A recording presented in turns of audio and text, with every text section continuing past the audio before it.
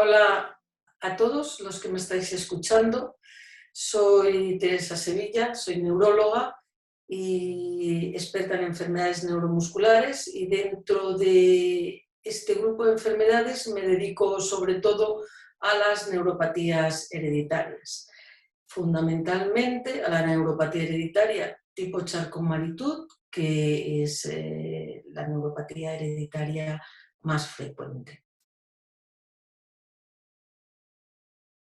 Charcot-Marie-Tooth disease, también siempre decimos CMT. Yo la conozco porque soy neuróloga y porque soy aficionada al sistema nervioso periférico. Entonces, aunque estas enseñanzas nos las dieron en la Facultad de Medicina, principalmente conozco de esta enfermedad desde mi residencia en neurología. Y como os acabo de contar, me aficioné a ella pues porque me gustan las enfermedades genéticas y porque pensaba que había mucho por hacer y por descubrir en esta enfermedad.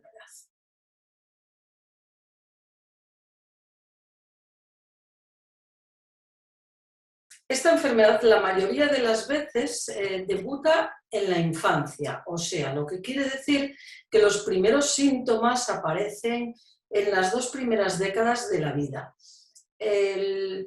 Digamos que lo más importante es fijarse en los pies. Generalmente estos niños son un poco más torpes que sus iguales. Los pies pueden tener los arcos más altos, o sea, lo que nosotros llamamos pies cabos. La enfermedad, como afecta a la fuerza y a la sensibilidad, pues también da inestabilidad, que aunque los pacientes no lo definan o los médicos no pensemos en ello, muchas veces los padres es lo que primero ven esta inestabilidad que no tienen sus compañeros o sus otros hijos, si tienen más hijos. Con el tiempo se puede desarrollar una atrofia de la musculatura de la pierna y hay una inestabilidad de tobillos. La primera cosa que muchas veces se ve es que los niños tienen tendencia a andar como de puntillas, porque les cuesta ponerse de talones. Al progresar la enfermedad en la edad adulta, algunas personas desarrollan también debilidad y atrofia de las manos. Pero esto no siempre ocurre de una forma muy evidente y a veces ocurre muy tarde, a partir de la quinta o sexta década de la vida. Depende de la variabilidad. La enfermedad es muy variable, tanto entre los diferentes pacientes como en los miembros de una misma familia. Además, otras enfermedades como la diabetes o personas que han recibido a lo mejor quimioterapia, pues pueden influir en el curso de la misma. Pero yo diría que lo más importante para darnos cuenta de que existe es el pie cabo, que muchas veces a estos niños se les envía al traumatólogo. Afortunadamente los traumatólogos suelen conocer esta patología y nos los envían. O sea, cualquier inestabilidad del pie hay que pensar que puede ser una neuropatía. Y si es en la infancia, puede ser una neuropatía genética, porque en este caso son más frecuentes que las neuropatías adquiridas.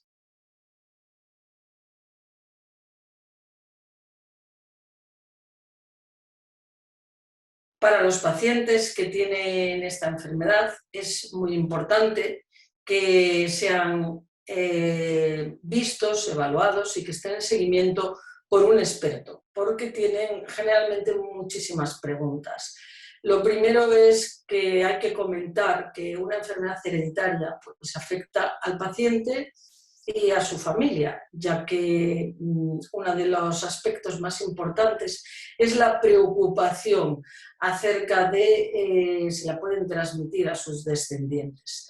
Por otro lado, aunque hoy día todavía la enfermedad no tiene tratamiento curativo, en el sentido de que no hay un fármaco que podamos utilizar para detener la enfermedad, ojalá que pronto lo haya, pues podemos ayudarnos de dispositivos ortopédicos y también de realizar una fisioterapia que potencie los músculos que están menos afectados para así dar más estabilidad a la marcha. En algunos casos, algunas personas también está indicado realizar intervenciones quirúrgicas, por ejemplo, los dedos de los pies que muchas veces están como muy doblados y que rozan la parte superior de los zapatos, pues se pueden realizar intervenciones para estirarlos. Las retracciones del tendón de Aquiles que provoca una menor estabilidad del pie y un problema para caminar también puede ser corregida, e incluso deformidades de pies que son más importantes, pues hay cirujanos traumatólogos expertos que corrigiendo esto ya la estática, o sea, el posar los pies en el suelo ya mejora muchísimo y esto a los enfermos les puede ayudar mucho. Yo creo que conjuntando estos tres aspectos se puede mejorar bastante la vida de los pacientes. Este es el mensaje más importante. Bien es cierto que tanto los traumatólogos que atienden a estos pacientes como los neurólogos generalmente tienen que ser personas expertas y personas que conozcan mucho la patología.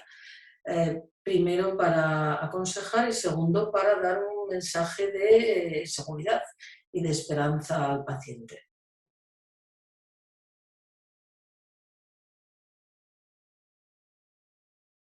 Yo querría transmitir un pequeño mensaje a los médicos de cabecera o pediatras que vais a enfrentaros la mayoría de las veces por primera vez a estos pacientes, que tenemos que pensar siempre que alguien que tenga una inestabilidad de la marcha, ¿qué haría yo lo primero? Bueno, pues yo, por ejemplo, cuando los padres están preocupados y algunos de sus hijos pudieran tenerlo o no, pues lo primero que les digo es que les digan que se pongan puntillas. Eso es importante. Si uno no se puede poner de puntillas, bueno, pues hay que pensar que podría ser una neuropatía genética, porque a veces no hay mucho más. Bien es cierto que no todo el que no se pueda poner de puntillas va a tener esta enfermedad. Lo segundo, mirarle los pies, mirar si los arcos están muy pronunciados. Esto es lo segundo que yo miraría. Pero estos son sobre todo, claro, pequeños detalles al inicio de la enfermedad. No vamos a hablar cuando ya hay una atrofia importante de la rodilla para abajo o cuando ya uno tiene una debilidad y una atrofia de la musculatura de las manos, que estos serían estadios posteriores. También podemos pedir al paciente que camine con un pie delante de otro, como si midiese pasos, que es como realizar la marcha en tándem. Cuando hay una alteración de la sensibilidad, también esto es una de las primeras cosas que vamos a ver afectadas. De hecho, a veces es lo primero que se ve. Entonces son dos test muy sencillos. Decirle que camine con un pie delante de otro, que se ponga de talones y mirarle los pies.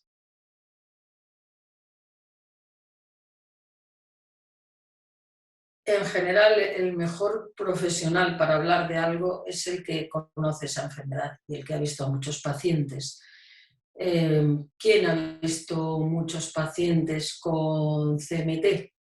La mayoría de las veces son los neurólogos o los neuropediatras los que han visto más pacientes con CMT, pero también los traumatólogos la conocen muy bien. Tal vez sobre todo los traumatólogos con los que nosotros nos relacionamos, los que trabajamos en grandes hospitales. Tal vez más estos traumatólogos a lo mejor que otros, aunque yo creo que la mayoría de los traumatólogos, dado que tienen que intervenir, trabajarán en grandes hospitales. En el ambiente en el que yo me muevo, los traumatólogos nos envían a todos los pacientes que tienen pies cabos.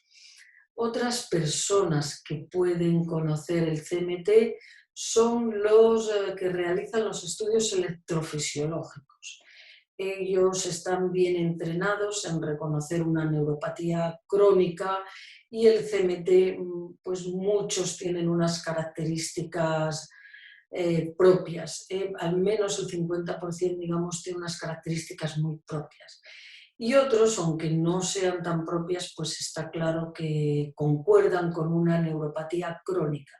Y cuando algo concuerda con una neuropatía crónica y progresiva, haya o no haya antecedentes familiares, pues hay que pensar en ello, hay que pensar en una neuropatía genética, en una neuropatía hereditaria tipo CMT. Bueno, pues os animo a todos a pensar que cuando alguien se queje de que no camine bien, pues hacer estos test que he comentado previamente. Enviarlo al neurólogo lo más pronto posible, o el neurólogo ya debería de conocer quién son los expertos en estas enfermedades y a partir de ahí empezar un proceso diagnóstico de tratamiento, sea ortopédico u otro tipo de tratamientos que nos vienen.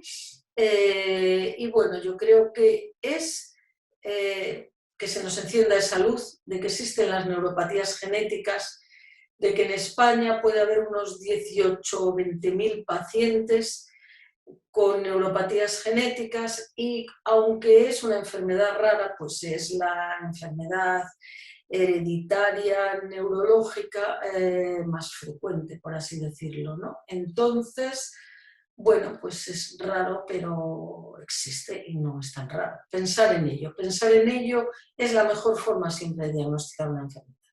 Y una vez que ves uno, pues realmente el siguiente siempre es muy fácil.